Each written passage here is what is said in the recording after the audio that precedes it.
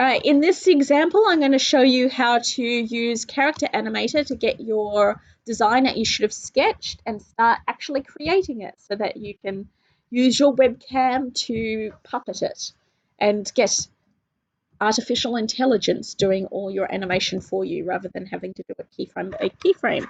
So in this case, I've just started off with a new project. If you go to the welcome screen, which looks like this, you will see that there's some example puppets that you can use. I'm going to use an example puppet today, but if you Google Character Animator puppet, you can actually start off with a huge wide range of them. There is, in fact, one website that contains character puppets for everything from William Shakespeare to historical characters. So you don't always have to create it from scratch. But you guys are design students, so we're asking you to design. In this case here, I'm going to look at this and I'm going to be creating a character who looks like a human. So I'm going to start with like just this Chloe example here as my puppet. You'll notice that there's two versions of Chloe. There's a Photoshop version and an Illustrator version. So you can pick the character that you think, so the program that you feel most comfortable drawing in. What I would recommend is if you're doing something that looks very flat, like do you see how Chloe's like not got a lot of different colors in it? Illustrator is generally the best tool to use, and that's what we'll be using in Year 12 a lot more for those kind of things. If you're wanting to design a character that's got lots of like different painterly kind of things and looks more like a kind of artwork than solid colors, then you might want to use Photoshop. Does that make sense, the difference between the two? In this case, I'm going to use Illustrator because I think that's the one that you probably have the less experience with. So I'll show you how to do it with this, but it's very similar steps for Photoshop. Does that make sense?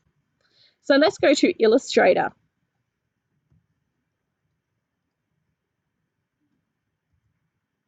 Any moment now. It's going to open Chloe for us. So basically what you do is you make any changes you want to this, and then you will save it and you'll go back to Character Animator and it will just work. So here is Chloe at the moment. Chloe is kind of boring. She has hair that swings, which is nice. Her hairstyle is very, I was going to say mullet-like. Is that just me? Like very like short at the top, long at the back, fun at the back? No, never mind. Anyway, but she works. Her mouth moves. It's got all the different shapes. Her eyes move. Her eyebrows move. When my eyebrows move, I always have fun with that. If you can raise one eyebrow, I'm sure it works. I cannot. And when I move forward and back, she does a little bit too. Like she's set up correctly. Now you can build a puppet from scratch, but to build a puppet from scratch, you need to set up all your layers correctly.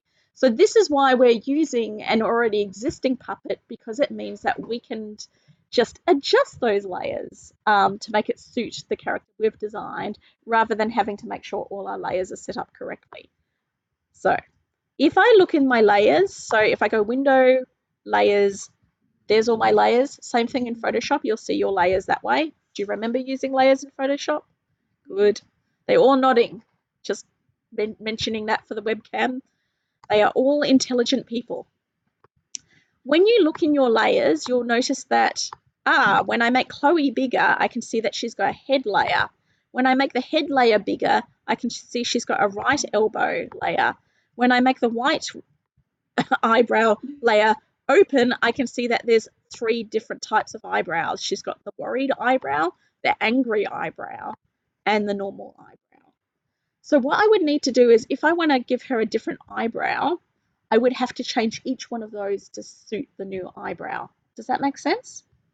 If you see a plus, that means that it's controlled by like using numbers on the keypad. So you can actually, when I'm puppeting her, let's bring Character Animator back up. So if I press 1 on the keyboard, do you see how her hand changes? If I press 2 on the keyboard, it changes again. Do you see the difference? It's kind of weird. 3 looks like that. 4 looks like that. 5 looks like that. 6 looks like that. 7. Can't see what 7's doing, can you? 8, 9. Each one should do something different. Does that make sense? You can set the keys. So you can have, oh, there we go, A. Do you see what happens when I press A? This is the worried eyebrows, I think. Angry or worried? Angry. Evil eyebrows. We can call it evil eyebrows. This one here, is that angry or is that worried? That's worried, that's angry. So this is, you haven't done your homework face, and this is my laser cutter's quite looking like it might explode face. All right, cool. So all of those are controllable. And you don't have to code it because someone else already is. With your right eye, they've got like a blink. I can turn these on and off to see them and change them. So if I click on the eye, I can see what a blink looks like. I can see what the right eyeball looks like. I can see what the eye looks like. So if you want to make the eyes look cuter, I don't know. Like, I find those like circles kind of vaguely offensive for some reason. Not offensive, just ugly. So if you wanted more of a kind of anime style eyebrow, I could just make that a bit taller, that a bit shorter. You're like, this is not working, Miss Dennis. Now it looks like an egg eye. Stop judging me. You have no faith. I said it. Okay, good point. Stop criticizing my own work. And then what I might want to do is with my right pupil layer, I could add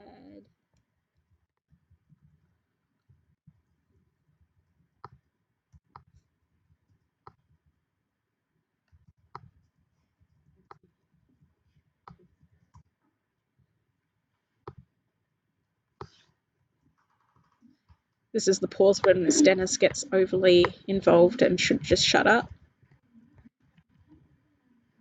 Oops, too far.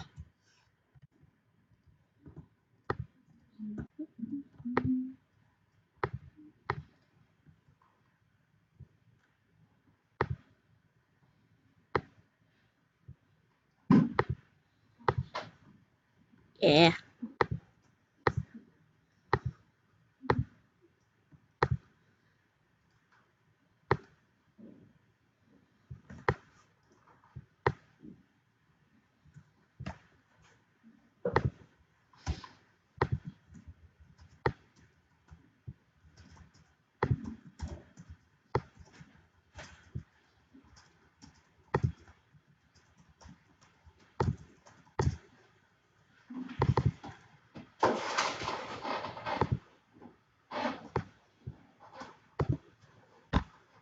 Too much? Nah, that looks okay. All right, there we go. So something vaguely like that begins to look a little bit different style. On your left, you have over the top anime style with the eyelashes coming out of the wrong place for no apparent reason.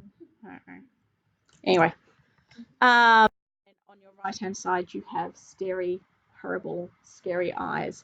Now, when you make your changes, if you save it and go back to Adobe Animate, it can take a little bit of time before the puppet updates itself. I'm doing the recording. But when you make changes, it should eventually flow through to this. So it might not happen straight away. The preparing scene button is very helpful. There we go. Wow, my eye doesn't look much better, does it? I think I should get rid of that top eyebrow, top thing.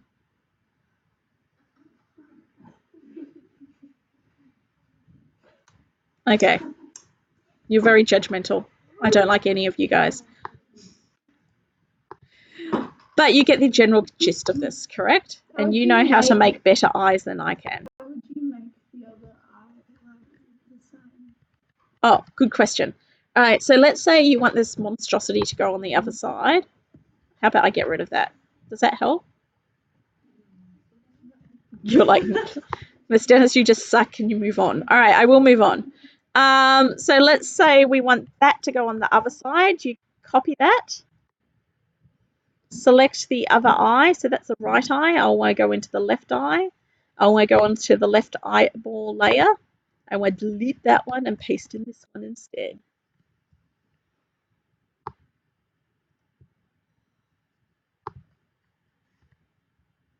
Oh, oh, that did not go into the correct layer, did it? Let's try that again.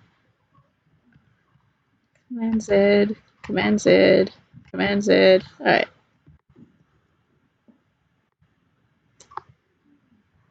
Let's hide that.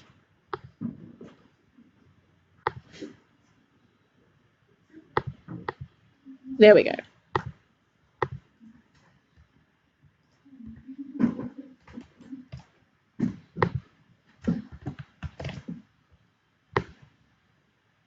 And then make sure the layer's named correctly.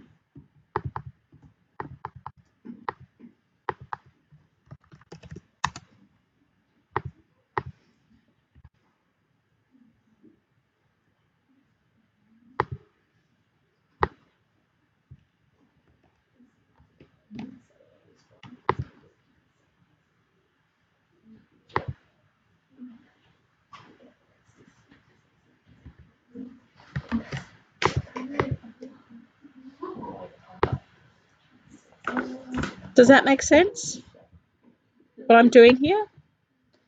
That, like, you've got your left eye there, you've got your right eye here. And what you would want to do is to change your pupil to match as well. So left pupil, and then you copy and paste the right one in and make sure your layers are saved. By the way, that line through it was the left blink, so I can just move that. Olivia thinks that what I'm drawing is hilariously bad, and she's trying not to visibly laugh. I don't know about you, but I'm vaguely offended.